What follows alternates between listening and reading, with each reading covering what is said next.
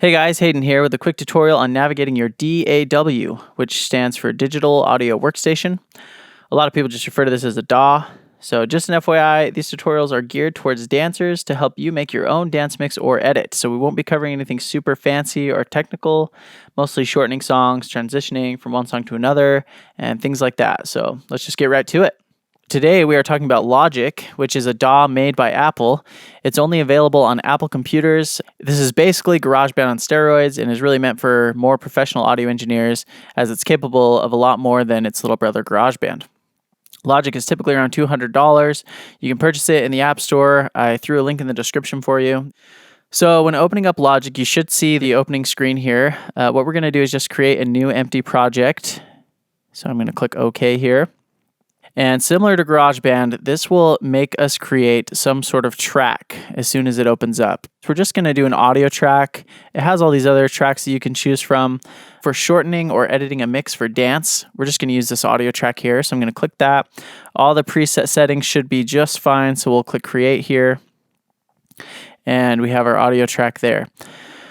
So first thing I'm going to do is import a couple songs. I'm going to do this one so you can see how that's done. And two, this will make this tutorial a little better visually to understand if we have some audio to work with. There are actually two ways we can do this. The first way is we can go to File and Import Audio File. If I click here, this will open up a Finder window, and then I can just select any song I want. I can navigate through my computer wherever your songs are located, highlight it, and I can click play to preview it if I want to make sure it's the file I want. That's kind of a neat tool in Logic. And then I can click open here and it'll put my song in just like that. The other way we can do this is by navigating to our Finder. And I can simply just drag and drop a song into my editor. And there is the second song. And you can do this with sound effects as well. As you can see, I can just drag a sound effect in here and there I have it. So we're just going to show you around Logic a little bit. We'll start from the top and just kind of work our way down. And as we go through these tools, I'll kind of point out which ones are the most helpful, and we'll try to breeze past the ones that aren't as helpful, just so you can know what tools you have at your disposal to make a dance mix or edit. So starting up here, we have our library tool, inspector tool, quick help tool, and toolbar button. So out of these, really the only one that's super helpful is our inspector tool, which is already on. I like to leave that on because I can add effects quickly here. And then our quick help button as well. If I have this on, this is really helpful because it will explain what this does. For example, if I'm hovering over the play button, it says over there, start playback from the playhead position. So this is really helpful if you're new to Logic and are trying to figure things out. You can leave that on and kind of know what you're working with. So we have our transport bar up here. This is helpful for playing and stopping your mix, navigating. This will kind of shoot your transport bar forward. We have our LCD up here. I like to change this actually. Right now it's showing the bars, tempo, and the time signature and key signature. But I like to change that to show the beats and time, just because for mixing, I like to know how long my mix is going to be. So that's really handy to have that on the display. Over here, we have some other tools that aren't as useful: replace, solo, count in. I can just turn that off, and metronome. We won't really be using those. We have this master volume. This is something that I never touch, so I wouldn't recommend touching this as well. I would just leave this right at 0 dB. We have our list editors, notepads, loop browser, and browsers here. This list editors just shows the work that you've done. I never look at that. Notepad, this is a way that we can add notes to our project or individual tracks. Don't ever use that. We have our loop browser, and what this does, it's actually really helpful for a dance mix. You can come in here and find sound effects. If I go to instrument here and click sound effects, there are a ton of sound effects that I can preview just by clicking on them. So there we have a boomer effects number 7. And if I wanted that in my mix, I could simply drag it and add it to my mix. And these are all royalty free, copyright free, so it's super handy to have there. So I'm just going to close out of this here. We have our media browser. This is another way to navigate through your computer. I hardly ever use this either, but it is one way if we want to add songs back in or not. Anyway, you can kind of ignore that. I usually do. I'm going to close out of this quick help. So we have these info panels over here, which just kind of give you more information about whatever you have selected. Here we have the track.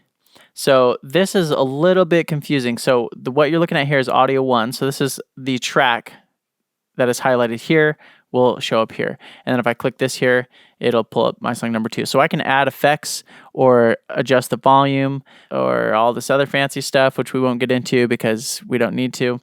I can solo this track here, so it'll mute the rest of my tracks, or I can mute this track and leave the rest of the tracks ready for playback. Record, we're not going to record anything, and I have my meter here so I can see how loud this is in relation to the others, so kind of useful. I do have my stereo out as well. We'll talk about that more in another video. Okay, and then up here I have some other things, edit functions in view, which we won't use too much. We have our live loops grid, our tracks view, automation, flex, catch playhead, a lot of stuff we'll never use. This one I will use pretty regularly. This is our mouse tool, so I can change this. The most common one I use is the fade tool. This will allow me to easily fade a song. So you can see that this boomer now has a fade on it. We have our snap drag settings. Pretty helpful to have this on X fade here. I usually select X fade. I think it defaults to overlap. So if you change that to X fade, that's really helpful. What that does is if I overlay a song or mix onto another one, it will actually automatically add a crossfade to that mix. You can't really see it. There it is. So you can see that it added a fade. So that's kind of helpful to have on. We have our zoom tool. This just makes our waveforms bigger. This will stretch out our project to fit in the window. So that's kind of handy as well. You have your zoom tools here. This makes all the tracks taller, and this one will make them longer and shorter. But I'll just click those and reset it to the max out view. And then on our tracks, we have mute and solo, just like we showed you down here, and a record, which we won't ever use because we're not going to be recording in these tutorials, just editing songs, and our volume for each track, and the pan as well. Same thing as over here. It's kind of just like a copy from here to here. So just to recap, the most useful tools you'll probably use for mixing and editing dance music are this quick help tool here, so you can easily navigate Logic.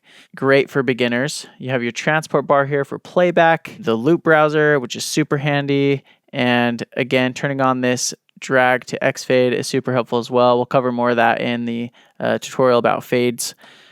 And you can easily shorten or cut a song by dragging the end of your tracks. I don't think I actually showed you that. You can drag these tracks to shorten these if you want to shorten your song, or you can cut them by right-clicking and doing split at playhead, very similar to GarageBand, and it'll split whatever track you have selected where the playhead is, or you can just hit Command-T on your keyboard as a shortcut.